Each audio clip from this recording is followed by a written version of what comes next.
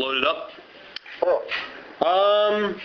Now, you guys have been around for obviously a very long time. And with the amount of tumultuous lineup changes, I mean, how do you stay focused on, on the band and that sort of thing? It's just the belief in what we do. It's also the fact that this is the only thing I really know how to do. Yeah. It's been so much a part of my life. I'm not. I've never been one to let adversity stand in the way of anything. And I'm just focused on continuing with this band. Because this band has a lot of really great metal left in them. Yeah. Okay.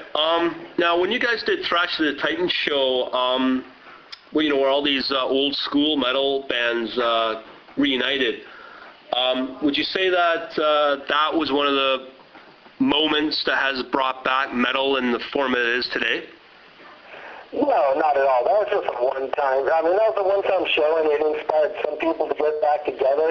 This band hadn't broken up. I mean, we were still, a band, with Paul Bailoff, but in that lineup. But we were also going through a lot of drug problems at the time, and so we weren't able to really get anything done until December 2002 when I finally quit. Doing speed, and from that moment, it's like all of a sudden the creativity came bouncing back right away, and just the love of the instrument, Yeah. And that had a lot more to do with it than anything, That was just a one-time, only great show done to help out a friend, Yeah. Okay. Now this, with your last release that you guys put out in 2004. How would you say the recording process different from, when you guys did it in the early 80s, namely, in terms of technology?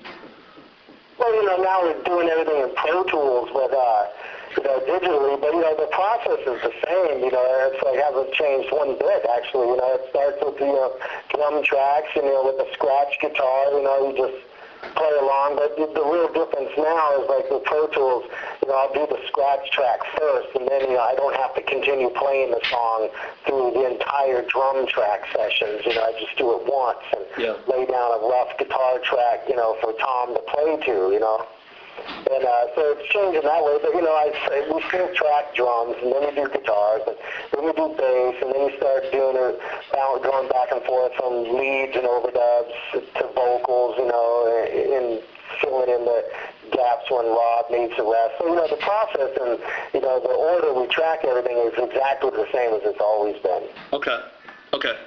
Now, when you did self-produced your last few albums, or that one last album, is that something that you're actually exploring, or are you currently doing, where you're actually doing production for other bands?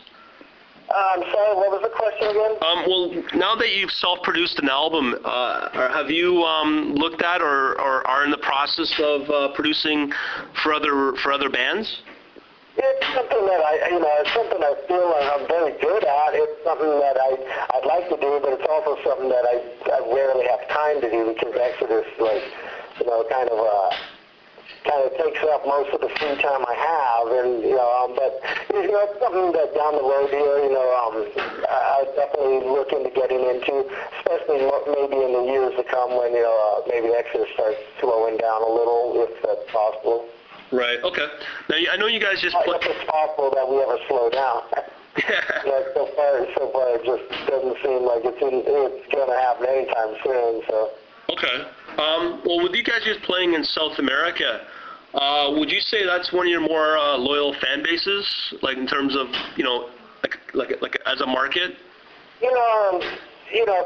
Sad to say, it's pretty much anywhere outside the U.S. But that's not, it's not to say that the U.S. isn't great, and the U.S. is definitely getting a lot better, as our audience is getting a lot younger, because, you can't, you won't have a career if you're depending on all the old school people from the, 80s and early 90s to come out to shows, because they're married, they got picket fence houses and mortgages and kids, they don't go, Yeah. But, it's getting a lot better for us in the U.S., but in South America, we still go down there and do, really great numbers, and, you know, that's one of the reasons we love touring there. The other reason is it's one of those places where you tour and it doesn't feel like you're on tour. It's more like, you know, we've done the grind, now we get a vacation. Right. And, you know, so you go down there and, like, you know, most of the shows, it's one band, us. You go on early, and then you go out and party all night, and you're staying in, like, fabulous hotels, and, you know, the food and the drink and the scenery and everything's just, you know, phenomenal, you know? Wow. Okay.